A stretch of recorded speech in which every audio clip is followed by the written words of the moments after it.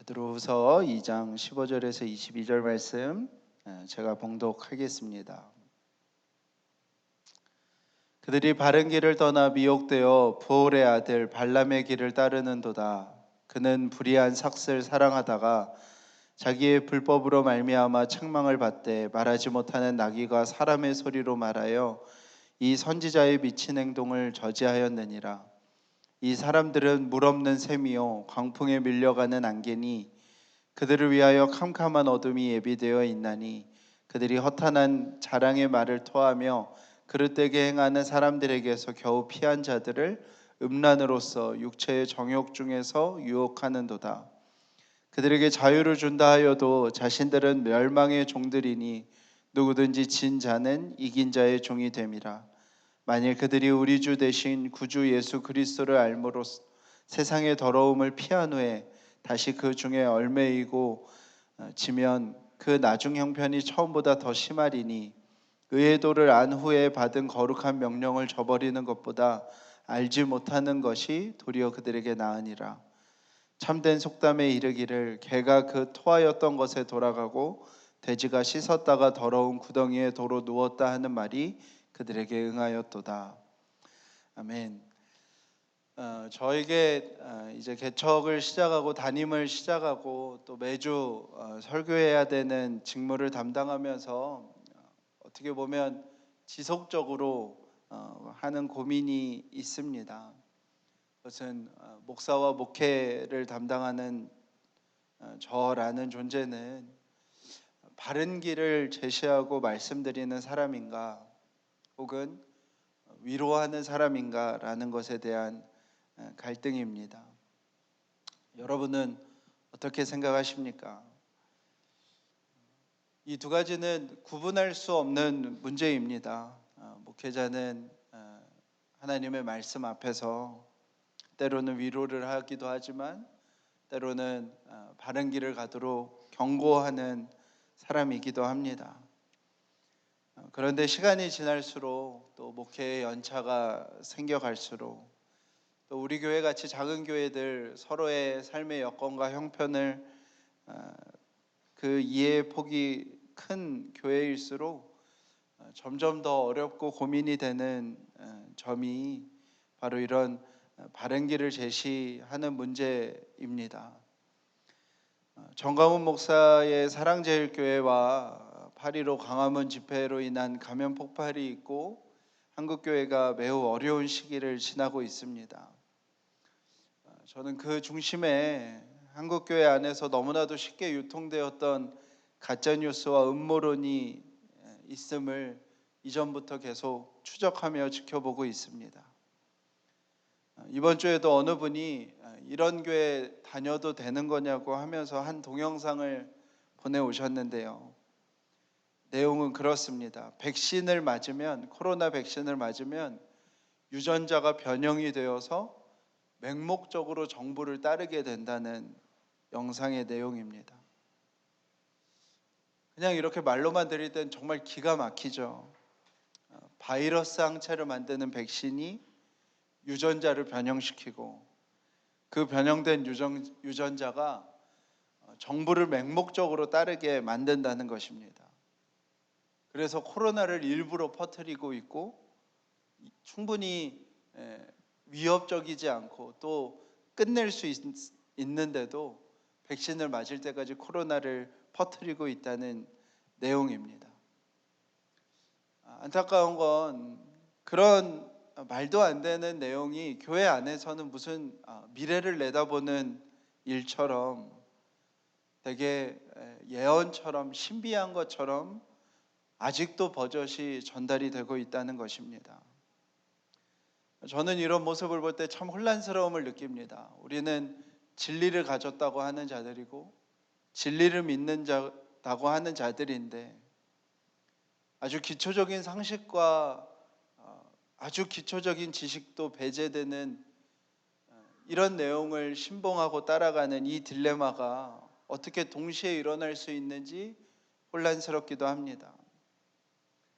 왜 교회 안에 이런 가짜 뉴스들과 음모론이 끊임없이 반복해서 일어날까요? 저는 이유는 매우 단순하다고 생각합니다.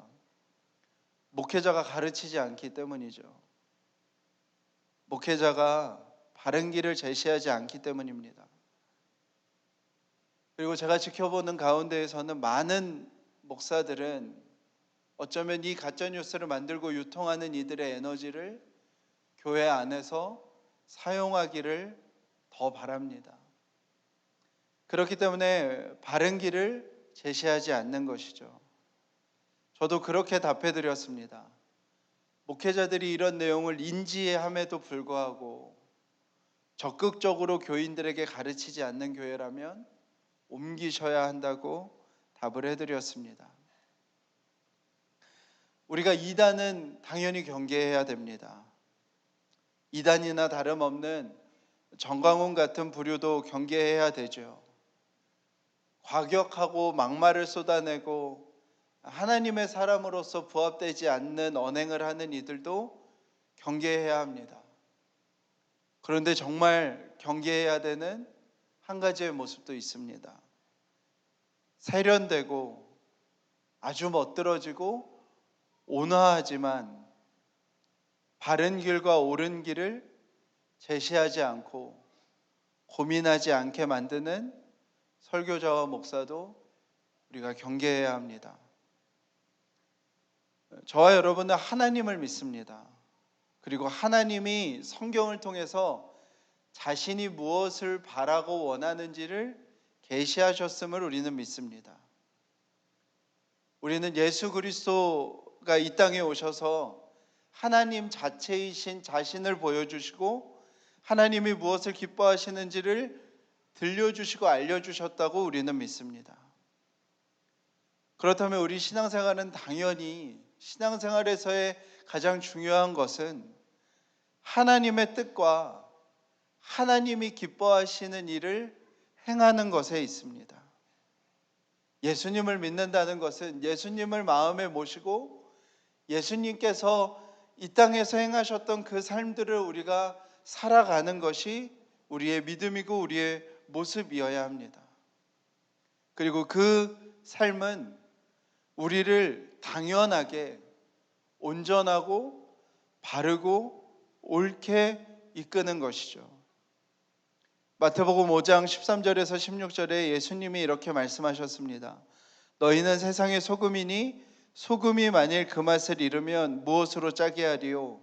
후에는 아무 쓸데없어 다만 밖에 버려져 사람에게 밟힐 뿐이니라. 너희는 세상의 빛이라. 산 위에 있는 동네가 숨겨지지 못할 것이요 사람이 등불을 켜서 말 아래에 두지 아니하고 등경 위에 두나니 이러므로 집안 모든 사람에게 비치느니라.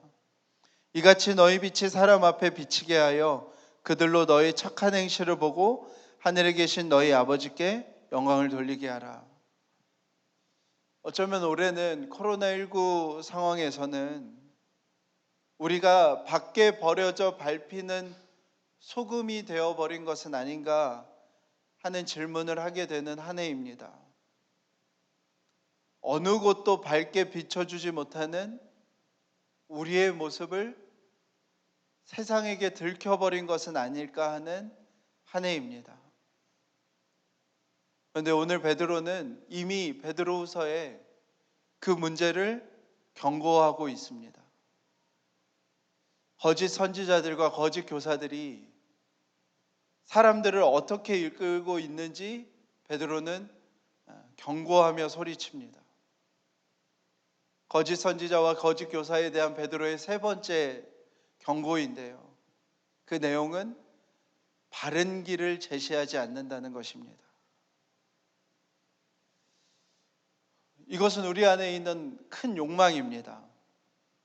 우리는 바른 길을 고민하고 갈등하고 선택해서 살아가고 싶어 하지 않습니다. 내가 선택한 길이 옳은 길이기를 바라는 것이죠. 내가 원하는 대로 내가 원하는 삶에 그저 하나님이 축복해 주기를 바라는 우리는 삶에 대한 욕망이 있습니다. 베드로는 바로 그것을 경고합니다. 베드로가 예를 드는 선지자가 나옵니다. 발람 선지자입니다. 이스라엘이 출애굽한 후에 이제 가나안 땅에 들어가기 전에 모압을 돌아서 지나가게 됩니다. 근데 이스라엘의 기세가 너무 대단했습니다. 모압 왕 발락이 볼 때는 이스라엘 기세가 두려울 정도가 되었습니다. 그래서 하나님의 사람이라고 여겨졌던 발람을 찾아내서 그 발람에게 사람들을 보내서 한 가지 부탁을 합니다. 이스라엘을 저주해 달라는 부탁을 하죠. 사례금과 사람들을 보내어 발람을 찾아내서 그 부탁을 하려고 찾아갑니다. 발람이 그 사신들을 맞이하면서 그 사신들을 환대해주고 숙소에 묵게 해줍니다. 그리고 내가 다음 날 아침에 하나님께 기도해보고 하나님의 뜻을 물어서 대답해 주겠다고 이야기를 합니다. 다음 날 아침이 되어서 발람은 하나님 앞에 나아가 기도합니다. 하나님의 뜻을 묻습니다. 그때 하나님께서 발람에게 무엇이라고 말씀하냐면 그들을 따라가지 말라고 말씀하십니다. 이스라엘은 내가 복을 부여한 민족이니 그들을 저주하는 것은 합당치 않다고 말씀하십니다. 그래서 발람이 그렇게 합니다. 그들을 떠나보냅니다. 근데 발락이 너무너무 간절한 겁니다. 그래서 아주 더 많은 금은보화로 사례금을 만들고 더 높은 고위직과 더 많은 사람들을 보내서 한 번 더 부탁을 합니다. 근데 문제는 하나님은 이미 발람에게 완전하게 말씀하셨습니다. 발락이 두 번째, 세 번째, 네 번째, 다섯 번째 수도 없는 사람을 보낸다고 하나님의 뜻이 달라질 문제가 아닙니다. 근데 발람은 자신 눈앞에 있는 그 재물과 자신을 중요하다고 생각해주는 그 시선을 이기지 못하고 그들을 또 재웁니다. 그리고 이렇게 얘기합니다. 내가 내일 하나님께 한 번 더 물어보겠습니다. 근데 하나님께서 발람에게 이렇게 얘기하십니다. 내일 아침에 그들과 함께 떠나라고 말씀하십니다. 그래서 발락의 시내와 발람이 길을 나섭니다. 근데 성경을 민수기에서 그냥 읽어볼 때는 좀 이해가 안 되게 그 발걸음이 떼지자마자 하나님이 엄청 분노하십니다. 성경의 말씀에 가끔 그럴 때가 있거든요. 하나님의 말씀에 뉘앙스가 있을 때입니다. 진짜 그들과 떠나라는 것이 아니라 발람이 다시 하나님 앞에 기도하는 이유가 무엇이냐면 발람이 이미 재물의 유혹과 자신을 중요한 사람이라고 그 바라보는 시선에 유혹되었음을 경고하시면서 하신 말씀이었는데 발람은 하나님이 가라고 그래서 하면서 가는 거죠. 나귀가 이상한 모습을 보입니다. 길을 가다가 갑자기 다른 길에 들어서고 길을 가다가 다른 길에 들어섭니다. 나귀의 눈에는 하나님의 사자가 낫을 들고 있는 모습을 나귀는 봐서 그렇게 된 것이죠. 발람이 화가 나서 이제 세 번째가 되었을 때 나귀를 3번 때립니다. 자신의 뜻대로 가지 않는 나귀, 자신의 뜻대로 행하지 않는 나귀를 향한 발람의 화가 엄청남을 뭐라고 표현하냐면 나에게 칼이 있었다면 너는 이미 죽었을 것이다 라고 얘기합니다. 하나님이 나귀의 입을 열어 말을 하게 하시죠. 도대체 제가 당신에게 무엇을 잘못했기에 저를 이렇게 3번이나 때리십니까? 이렇게 얘기를 할 때 하나님께서 발람의 눈을 열어서 그 낫을 들고 있는 하나님의 사자를 보게 하십니다. 자신의 뜻대로 행하지 않는 나귀를 보며 분노하는 발람을 스스로 보게 하시면서 발람이 지금 가고 있는 그 걸음이 무엇인지를 알게 하시죠. 발람은 결국 발락과 함께 3번의 지역을 돌아다니며 저주하는 것처럼 올라갔다가 결국 축복만 하고 내려오게 됩니다. 결론적으로 발람은 부정한 돈을 받지도 않았고요, 발락의 뜻대로 저주를 내리지도 않습니다. 그런데도 발람은 유대 문학 속에서도, 유다서와 베드로후서와 요한계시록 속에서도 어떤 인물로 등장하게 되냐면 재물의 유혹 때문에 하나님의 뜻을 거스른 대표적인 인물로 발람이 나오게 됩니다. 탐심 때문에 하나님의 선명한 뜻을 알면서도 하나님의 뜻을 되묻는 사람, 탐심 때문에 하나님의 뜻을 사람에게 맞게 가공하여 전달하려고 하였던 사람, 살아계신 하나님의 뜻보다 탐심을 더 사랑했던 사람으로 발람이 나오게 됩니다. 베드로는 거짓 교사와 거짓 선지자들의 모습이 그 발람 선지자의 모습과 같다는 것입니다. 자신의 탐심을 위해서 저주와 축복을 나누고 자신의 탐심을 채워주는 사람을 위해서 저주와 축복을 대리해주는 존재로 끝나버린 발람과 같은 선지자, 교사와 지도자들에 대하여 경고합니다. 18절에 그들의 모습이 어떻게 되는지 이렇게 경고합니다. 그릇된 행동에서 벗어난 사람을 방종하게 하도록 내버려 두는 자. 어떤 사람들이 회개를 하고 하나님 앞에 뜻을 돌이켜 삶을 살아가는데 거룩하고 진실되게 살아가는 사람들에게 오히려 방종을 가르치고 방종하게 내버려 두는 사람으로 살게 한다는 것입니다. 자신들의 거짓됨을 회개하려는 것이 아니라 내가 거짓되니 너희들도 같이 거짓되자고 말하는 사람이 되어버렸다는 것입니다.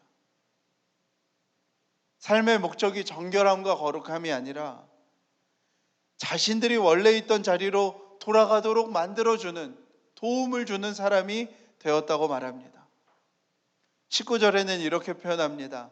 남들에게는 자유를 준다고 하면서 자신들은 부패의 노예가 되었다고 표현합니다. 그들은 언제나 말할 때마다 이 복음이 여러분들을 자유롭게 했습니다, 여러분들을 죄에서 욕망에서 자유롭게 했습니다라고 언급은 하지만, 말은 하지만 자신들은 부패의 노예가 되어 그 삶을 못 벗어난다고 얘기하는 것입니다. 베드로는 진짜 강하게 이야기합니다. 이들의 모습을 구약과 유대인들이 생각할 때 가장 부정한 동물, 부정적인 동물인 개와 돼지를 예를 들어 설명합니다. 그들의 모습은 마치 개가 자신이 토한 것을 도로 먹는 것과 다르지 않고 돼지가 몸을 씻고 나서 다시 그 진흙과 배설물이 섞인 그 오물을 뒹구는 것과 다르지 않다고 얘기합니다. 구원을 받았다고 말하지만, 구원에 대하여 가르치지만 신성한 성품에 참여하는 삶이 끝나버린 모습, 건짐을 받았다고 하지만 옳은 행실을 추구하는 삶이 없는 그 거짓의 모습이 개와 돼지의 모습이라고 베드로는 아주 무섭게 얘기하는 것이죠.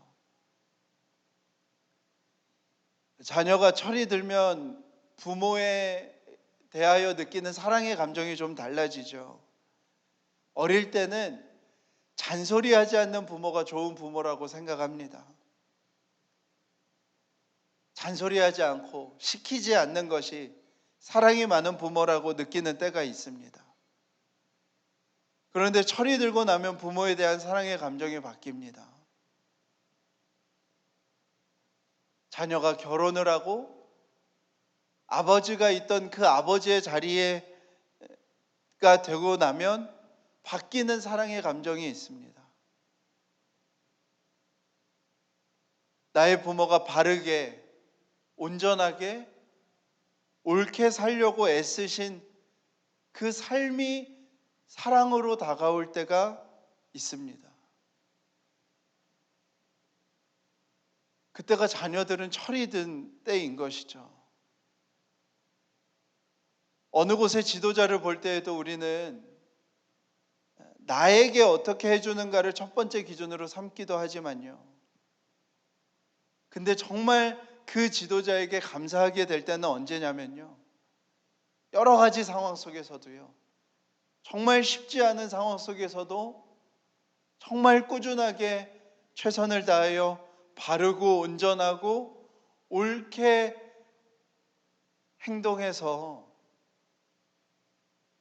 모두를 지켰다는 생각이 들 때, 그런 마음이 들 때 그 지도자에게 대하여 감사하는 마음이 생기게 됩니다. 그리고 그 사람이 전체를 볼 수 있는 눈을 가진 사람인 것이죠.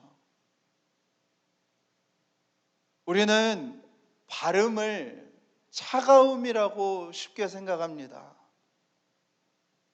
우리는 옳음을 끊임없이 싸우는 거라고 너무 쉽게 생각합니다. 그런데 그렇지 않습니다. 바름과 옳음이 없다면요, 시간의 문제이지 수많은 사람이 실족하게 되는 일이 일어납니다.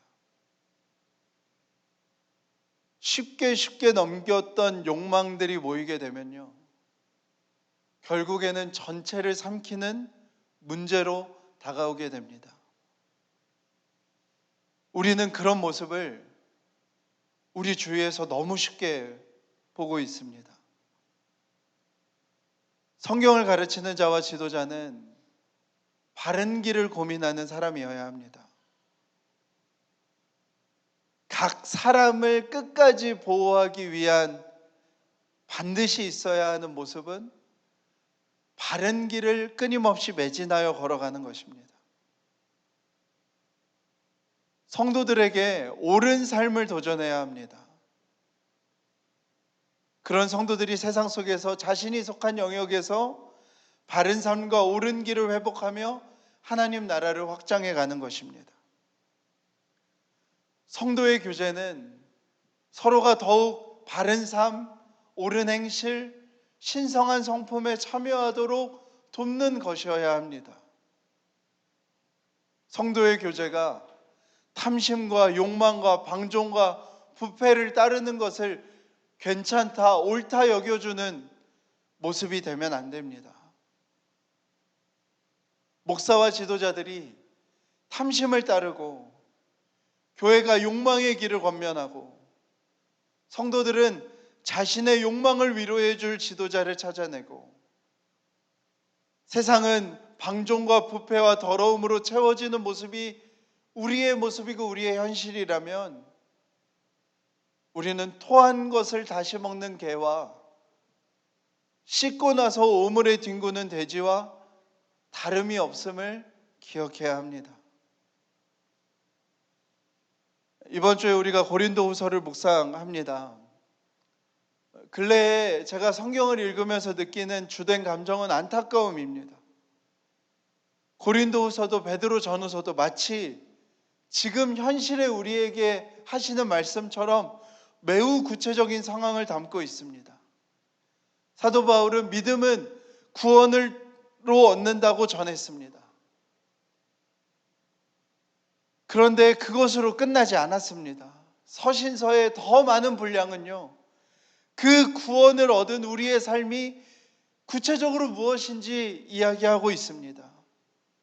구원을 받은 우리가 공동체 안에서 어떤 모습으로 변화되어져 가는지 더 많은 분량으로 사도 바울은 이야기하고 있습니다.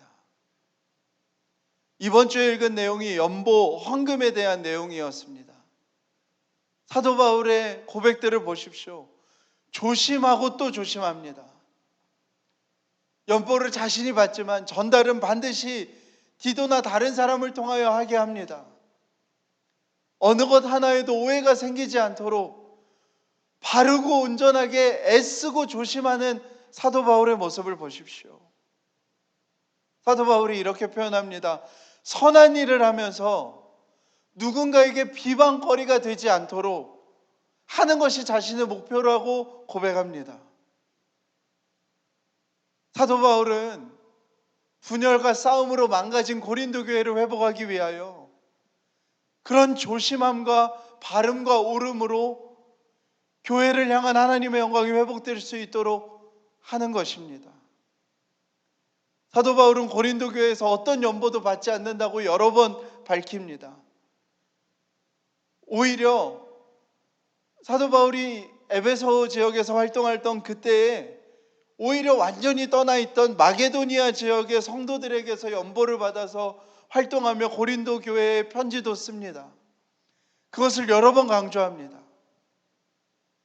고린도 교회가 바울파, 베드로파, 아볼로파, 그리스도파 4개의 분파로 심각하게 분열되어 있기에 마치 내가 누군가에게 후원을 받아서 이런 말을 쓰는 것처럼 보일까 싶어서 고린도 교회의 모든 연보를 끊어버리는 것입니다.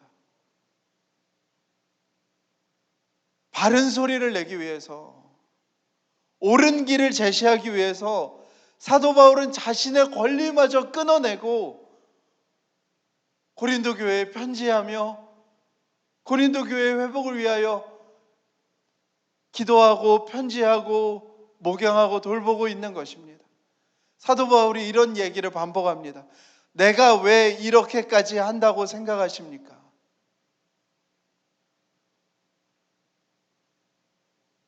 분열되어서 모든 이야기를 이 이야기는 어느 진영에 도움이 되는 이야기일까? 이 이야기는 어느 진영에 부탁을 받아 하는 이야기일까?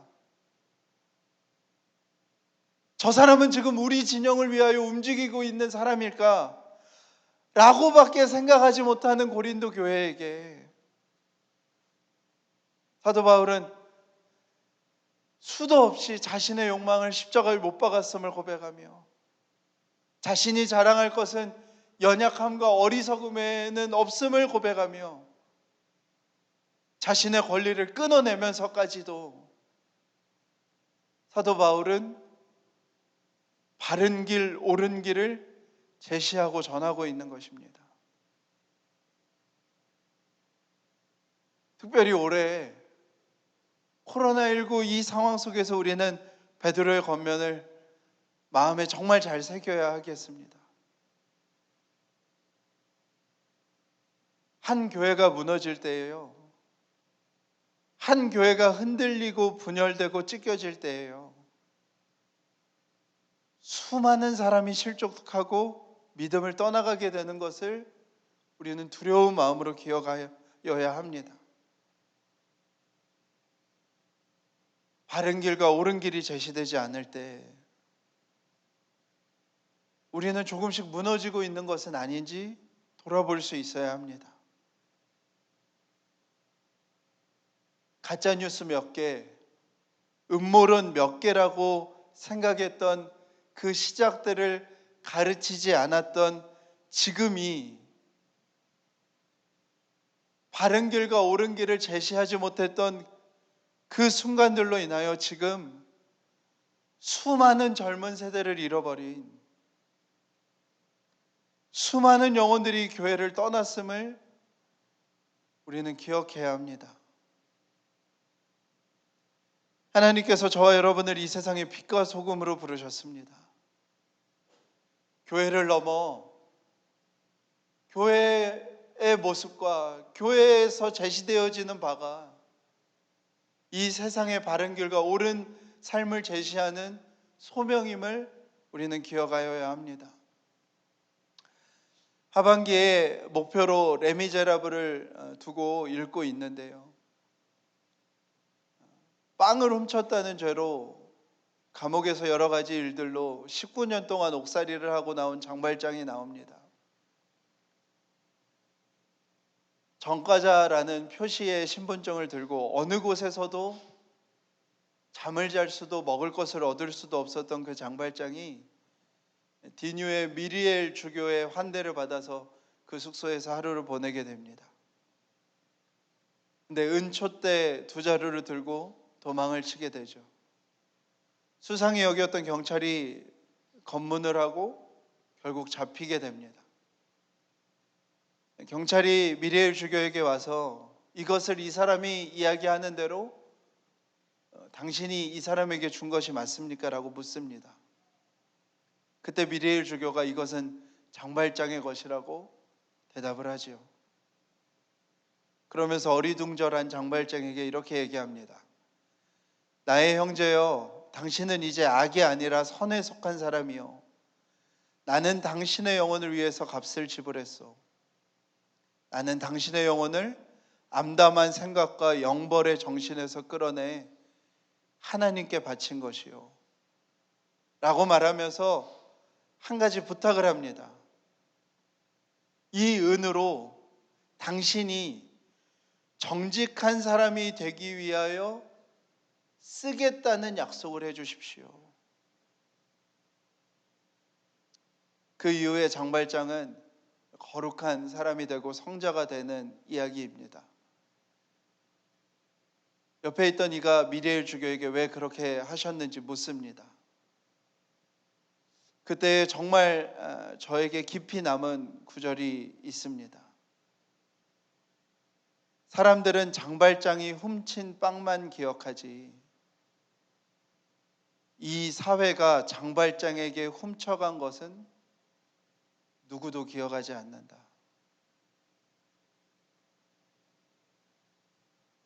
장발장이 훔친 빵에 대해서는 무려 19년 동안의 값을 치르게 하지만 그 사회와 시대와 그 역사가 장발장에게 훔쳐간 것에 대하여는 누구도 기억하지 않는 사회.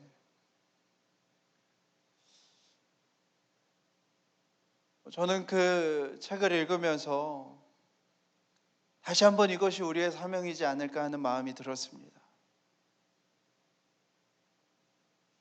우리는 귀에 달콤한 이야기를 수집하는 사람들이 아니라 그리스도 예수가 우리의 구원자가 되셔서 우리를 이 땅에 빛과 소금으로 살게 하셨기에 바르고 온전한 삶을 살아가며 이 시대 속에서 이 시대가 무언가를 빼앗아간 이들을 위로하며 굽어져 있고 휘어져 있는 것을 두드리고 두드려서 펴가는 삶이 우리에게 주어진 삶이 아니겠습니까? 수고스럽고 애를 써야 하고 때로는 당연한 권리마저 빼앗긴 채 살아가지만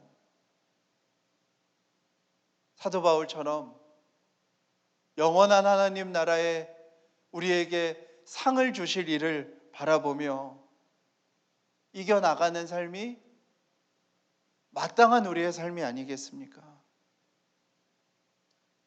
우리 시편 1편의 말씀을 우리 함께 읽고 오늘 말씀을 마쳤으면 좋겠습니다. 주보에 있는 내용인데요. 표준 세번역으로 우리가 함께 시편 1편을 보겠습니다.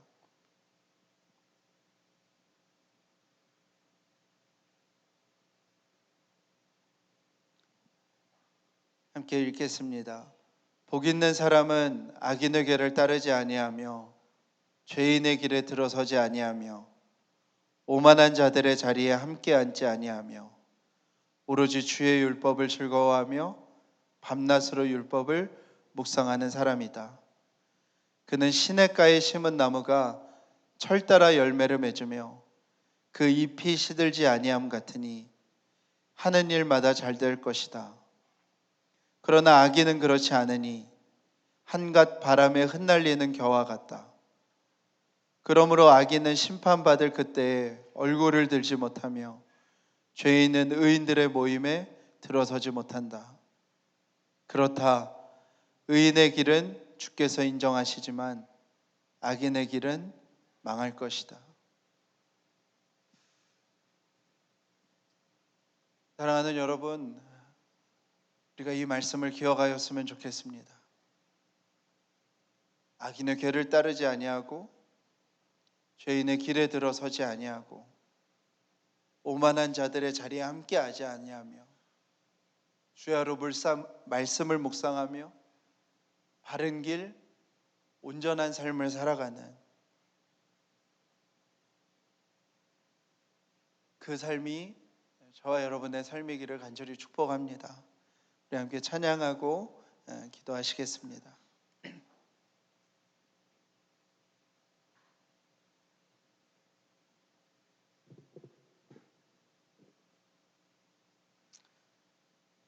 오늘 이곳에 계신 성령님, 우리 함께 찬양했으면 좋겠습니다. 우리의 부르신 삶의 모든 영역들을 우리가 성령의 임재함으로 내어드리며 고백하며 나아갔으면 좋겠습니다. 하나님, 우리가 속한 곳이 우리로 인하여 바른 길을 가게 해주십시오. 옳은 길을 가게 해주십시오. 내게 주어진 삶의 영역들이 굽어진 곳이 펴지고 휘어진 것이 바르게 되는 곳이 되게 해주십시오. 눈앞에 즐거움과 이익이 아니라 많은 이들을 끝까지 지킬 수 있는 그 옳음과 바름과 조심함이 우리의 삶에 회복될 수 있도록 하나님 역사해 주십시오. 우리의 삶의 자리를 주님 충만하게 주의 임재로 채워 주십시오. 함께 찬양하며 나아가겠습니다.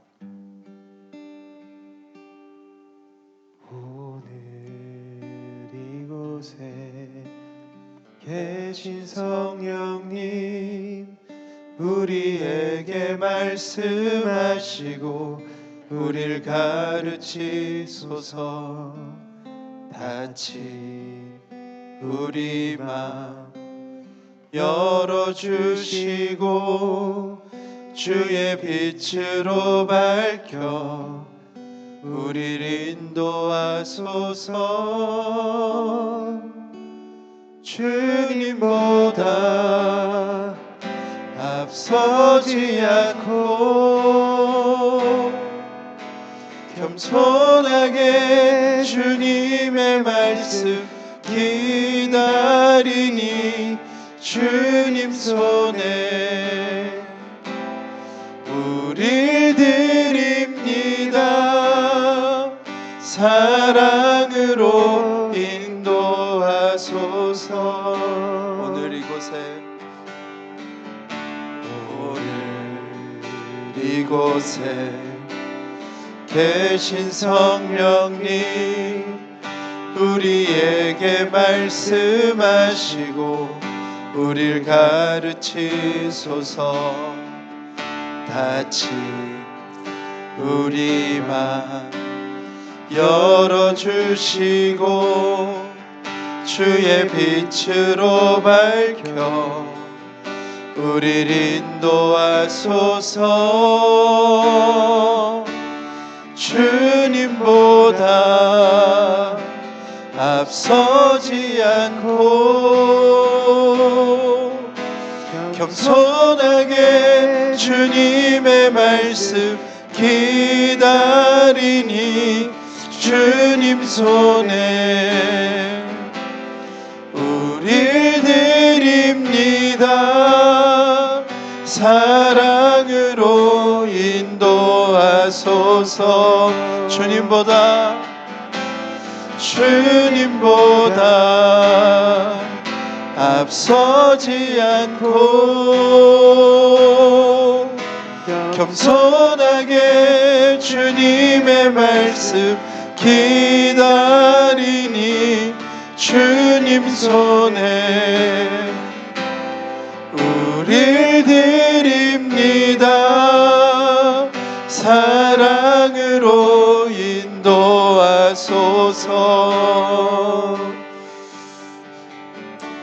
시간에 기도할 때 하나님, 우리 안에 바른 길과 옳은 삶으로 살아가는 그 삶이 있게 해주십시오.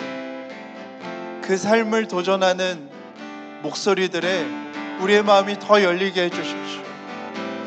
우리 안에 있는 이 땅을 살아가는 그 수많은 욕망들에 대하여 말씀으로 날마다 말씀을 묵상하며 하나님, 우리의 마음들이 걸러질 수 있도록 하나님 일하여 주십시오. 모두를 지킬 수 있도록, 끝까지 지킬 수 있도록 하는 그 옳음과 바름과 그 조심함이 우리의 삶의 모든 영역에 회복될 수 있도록 하나님 일하여 주시옵소서. 우리 함께 소리내어서 기도하며 나아갑시다. 기도하겠습니다. 하나님 아버지, 정말로 주님 인도하여 주시기를 원합니다. 하나님 아버지, 정말로 주님 일하여 주십시오. 하나님 아버지, 정말로 주님 일하여 주십시오. 하나님 아버지, 정말 많은 이들을 끝까지 지킬 수 있는 하나님 아버지, 정말 그 삶을 하나님 우리가 살아가게 해주십시오. 하나님 베드로처럼, 바울처럼 하나님 아버지, 정말로 주님, 때로는 아버지 정말로 주님, 하나님 아버지 정말 불편한 것을 직면하면서도 하나님 아버지 정말 그 이야기를 증거할 수 있는, 그 이야기가 증거되어지고 전하여지는 하나님 아버지 정말 교회가 될 수 있도록 인도해 주십시오. 하나님 아버지, 정말 우리 모든 성도들의 삶의 영역을 하나님 아버지 정말 붙들어 주시고 붙잡아 주십시오. 하나님 아버지, 정말 그 모든 영역에 하나님 아버지 정말 바름과 아버지 옳은 행실과 신성한 성품에 참여하는 그 일이 하나님 회복되어질 수 있도록 인도해 주십시오. 하나님 아버지, 정말 주님, 악인의 깨와 죄인의 길이 아니라 하나님 아버지 정말 하나님의 말씀을 묵상하는 이들이 하나님 온전하고 바름으로 하나님 아버지 정말 그것들을 회복해 나아가는 하나님 아버지 정말 그 삶들이 하나님 아버지 정말 회복되어질 수 있게 하여 주시옵소서. 많은 이들을 지킬 수 있도록, 끝까지 지킬 수 있도록 하나님 아버지 정말 우리가 속한 모든 영역이, 가정이, 교회가, 삶의 일터들이 하나님 아버지 정말 하나님의 주권이 회복되어질 수 있도록, 하나님의 그 주인 되심이 아버지 정말 회복되어질 수 있도록 하나님 일하여 주시고 역사하여 주시기를 원합니다. 아버지 일하여 주시옵소서. 우리가 청지기로서 하나님의 일들을 감당하며 하나님 나아가는 우리의 삶의 모습들이 될 수 있도록 주님 인도하여 주시기를 원합니다. 아버지 인도하여 주시옵소서.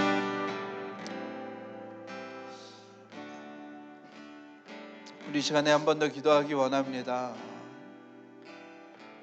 주님이 우리를 소금으로 빛으로 부르셨습니다.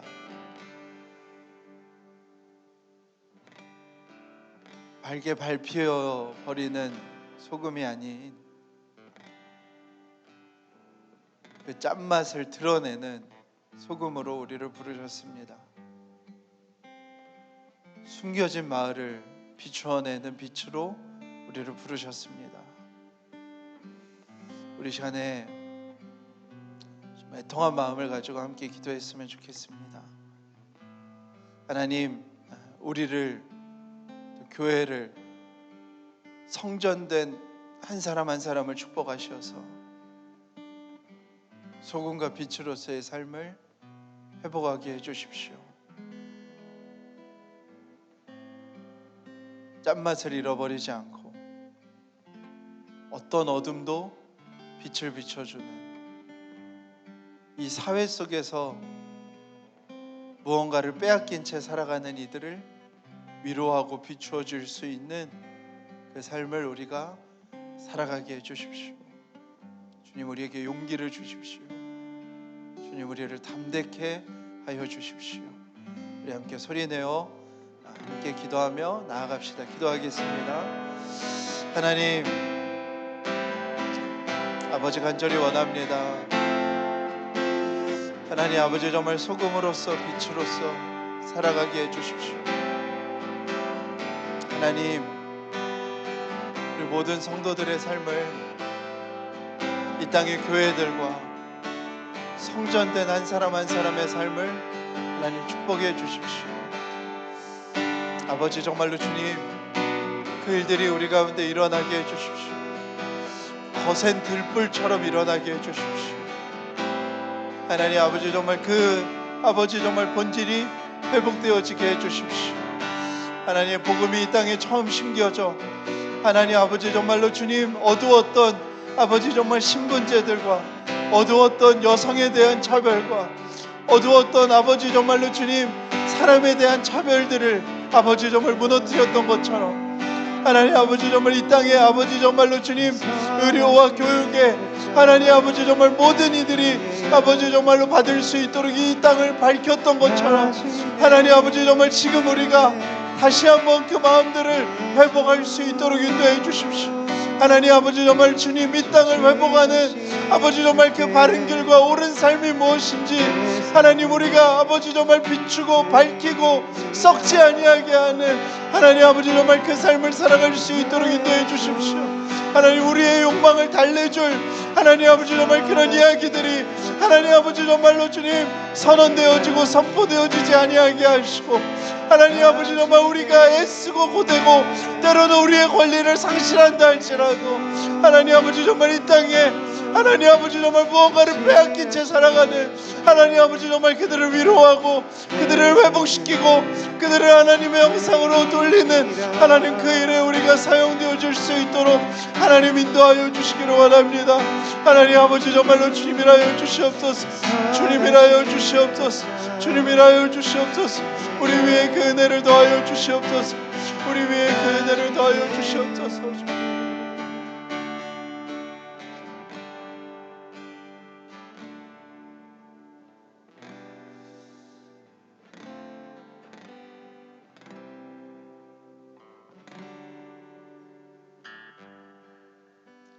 하나님 어두워진 세상을 살아갑니다. 악취가 진동하는 세상을 우리가 살아갑니다.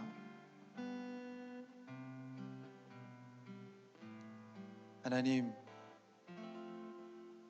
정말 욕망이 들끓고 욕망을 쫓아 사는 삶이 마땅한 삶인 것처럼 보여지는 세상 속에 우리가 살아갑니다. 주님 그 삶 속에 우리를 소금과 빛으로 부르셨음을 기억합니다. 악취가 잦아들 수 있도록 썩지 아니하는 그 짠맛으로 어둠이 깊음을 비추는 빛으로 우리를 부르셨음을 믿습니다. 주님 간절히 원합니다. 우리의 욕망을 위로해 주는 이야기들에 우리의 마음이 가지 않게 해주십시오. 우리의 욕망을 복돋아 주는 이야기들에 우리의 발걸음과 시선이 가지 않게 해주십시오. 죄인의 꾀와 악인의 길을 멋스럽게 포장하는 이야기에 우리의 발걸음이 가지 않게 해주십시오. 주야로 주의 말씀을 묵상하며 바른 길과 옳은 삶을 신성한 성품에 참여하는 것을 옳은 행실로 우리의 삶을 채워가는 것을 목적에 두는 그 말씀과 메시지와 교회들이 성전된 그리스도인들이 회복되어지게 하여 주시옵소서. 이 땅에 처음 들어왔던 이 생명의 복음이 신분제도를 없애고 성별의 차이를 없애고 장애인들을 돌보며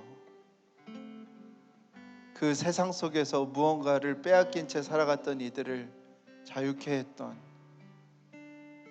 그 복음이었음을 기억하게 하여 주셔서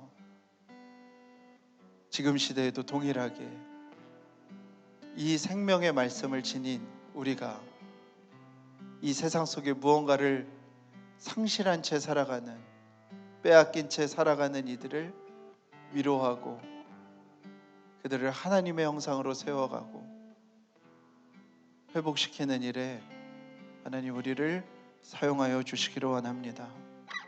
하나님 바름과 오름과 조심스러움으로 끝까지 모두를 지켜갈 수 있는 교회가 되게 하시고 우리가 속한 삶의 모든 영역이 되게 하여 주시옵소서. 주님 앞에 나오며 귀한 예물 드린 손길들마다 하나님 축복하여 주시고 재정이 드려지는 곳마다 사용되어지는 곳마다 하나님의 은혜를 더하여 주시옵소서. 어려운 시기를 지납니다. 주님이 우리의 공급자요 주님이 우리의 주인이심을 기억하는 시간들이 되게 하여 주시고 이 시간들 속에 우리를 먹이시고 채우시는 주님의 손길을 더 깊이 경험할 수 있도록 주님 역사하여 주시옵소서. 하나님, 코로나19로 신음하는 나라와 열방을 위로합니다. 축복합니다. 이 질병이 속히 끝날 수 있도록 하나님 역사하여 주시옵소서. 하나님, 미국과 유럽에서 다시 유행이 크게 번지고 있습니다. 주님, 그 땅들을 회복시켜 주시고 위로하여 주시옵소서. 질병으로 인하여 고통당하는 이들, 전염병으로 근심과 낭망함 속에서 있는 이들을 주님 찾아내셔서 위로하시고 그 마음에 하나님의 평안과 위로를 더하여 주시기를 원합니다.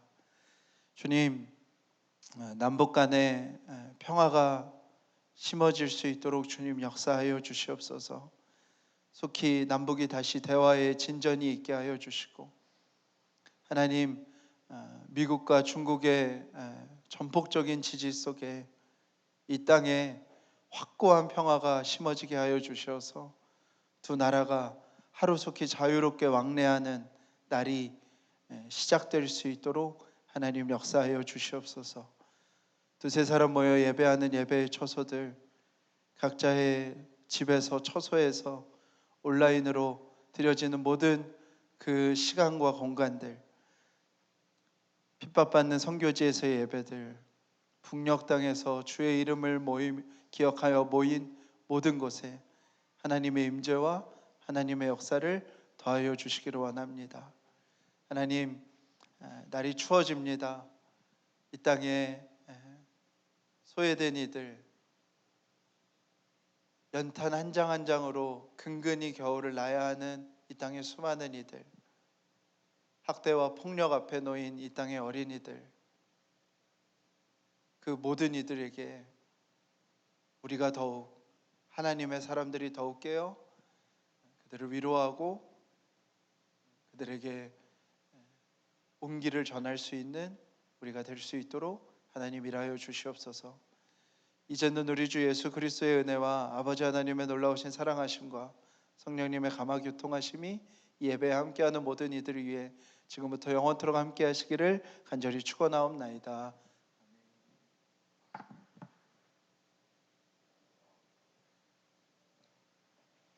감사합니다.